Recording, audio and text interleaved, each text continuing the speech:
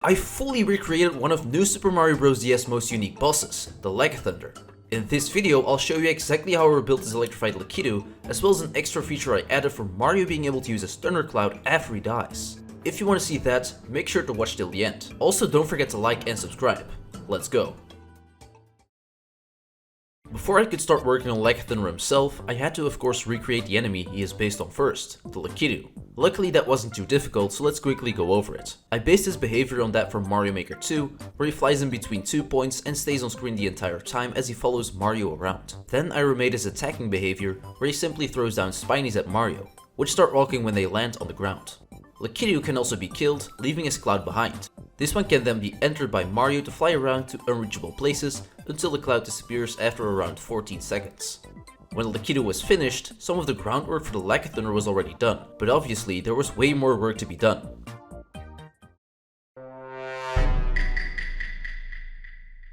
Lakithunder of course originated in New Super Mario Bros. DS, being the end boss of World 7. He has multiple attacks he uses during the fight. First of all, he throws down lightning bolts from his cloud which can damage Mario upon contact. Secondly, like normal Lakitu, he throws down spinies at Mario, but at a much faster rate. His last attack is flying down towards Mario to try and damage him, which gives the player the chance as well to hit the Lakithunder. He does all this while flying around in an RNG pattern, making the fight a bit different every time. Like most Mario bosses, the Lakithunder dies after being hit 3 times. Him and his cloud disappear in this game, but for Smashy Maker I actually made the cloud rideable. I also made some of his patterns a bit different to make a fight with him a bit more difficult. Let's take a look.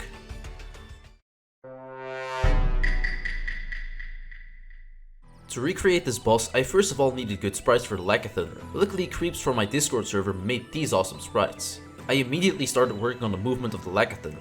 When the fight starts off, the Lakithunder first flies somewhere towards the top of the screen. At first I copied the movement of the normal Lakitu, where he simply flies in between 2 points the entire time and didn't change it for a while. But of course that wasn't good enough. Later on I added multiple points towards which the boss can move. Using some RNG, his movement pattern is different every time. His speed also changes now and then, making it even more dynamic. Whenever the Lakithunder moves towards the edge of the screen, coded in a chance for him to start the downwards attack. This can either be from left to right or from right to left. Luckily, I'd already added an enemy with very similar movement behavior, being the Angry Sun. I simply copied some of the code and quickly got this, which looked perfect. In NSMBDS, the Lakithunder sometimes swings down 2 times in a row if he doesn't get hit during the first swing. I added this feature to Smash Maker 2, but made the chance of it happening a little bit lower to make it a bit more difficult. In the original game, Lakithunder stops flying for a brief moment whenever he gets hit during his way down, after which he continues his way to the top again. I remade this feature as well, looking like this, and this is what the hit sprite looks like. After that, his hitbox gets deactivated for a short while, so you wouldn't be able to hit him 3 times in a row very fast.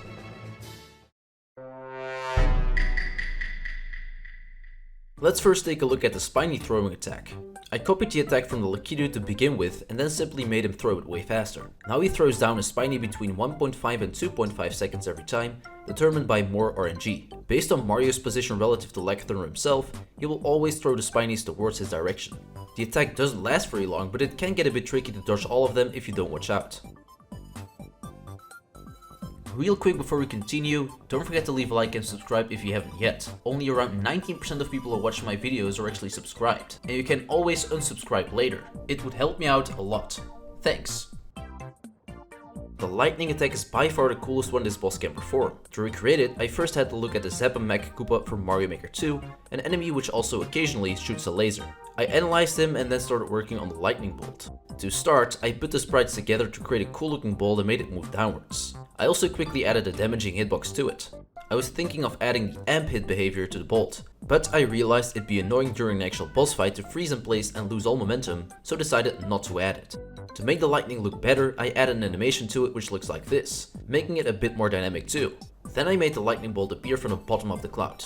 At this point it was already starting to look pretty cool, but to make it look even better, I added some particles for the lightning impact looking like this every time the lightning strikes.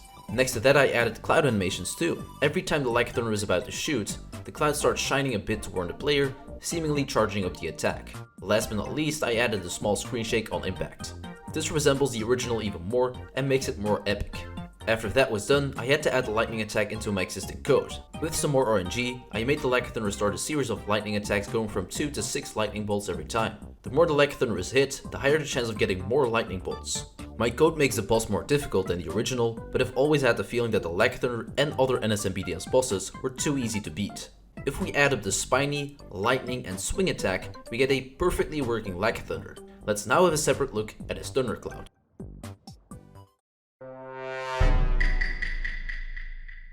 In the original game, whenever Lakithunder dies, his thundercloud doesn't get left behind, unlike normal Lakithus. I thought it could be cool to make that thundercloud rideable like normal clouds, and that's what I did. Whenever Lakithunder is hit for the 3rd time, he falls away like a normal Lakithu, and the cloud stays right there. The thundercloud also gets an angry face because his master just died. But whenever Mario jumps into the cloud, it starts smiling again. Mario can fly around like usual, although I made the cloud a tiny bit faster than the normal cloud. It would be boring if you could only fly faster with it, so I of course added the ability to do a lightning attack. After each attack, there's a slight cooldown so it can be used the entire time. The lightning bolt can destroy certain blocks and kill enemies as well, which can make for some fun gameplay. To not make it too OP, the bolt's reach is not that high, around 1 screen. If it doesn't reach any surface, it just disappears.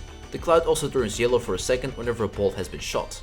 Just like the normal cloud, the thundercloud disappears after around 14 seconds. Then you will have to find another Lakithunder to get this special item. What do you think about this thundercloud?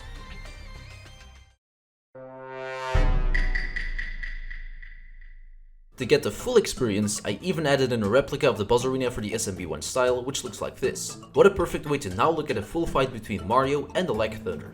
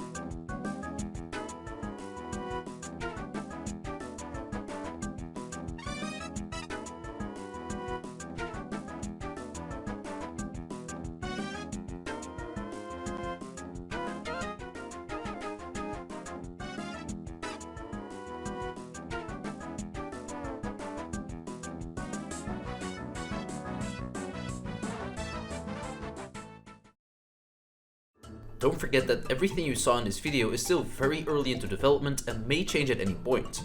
This Lakithunder is still a prototype, but I think it turned out pretty well already. That's it for today's video. If you found it interesting, make sure to watch this video where I rebuild another NSMBDS boss, the multi-mole tank. Don't forget to leave a like and subscribe, and thanks for watching.